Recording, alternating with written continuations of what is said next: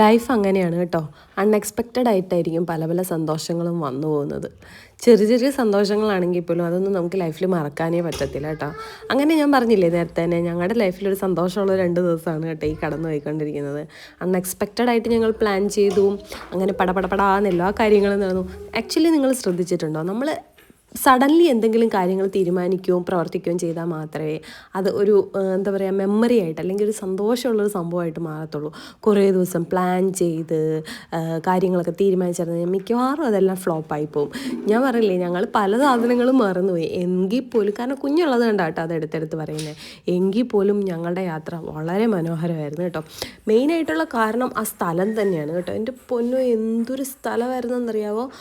ഞാൻ ടി വിയിലൊക്കെ കാണുന്ന പോലത്തെ സ്ഥലങ്ങൾ, മീൻസ് നമ്മുടെ വൈക്കത്തൊന്നും ഇതുപോലുള്ള റിസോർട്ടുകളോ കാര്യങ്ങളോ ഒന്നും ഇല്ല കേട്ടോ.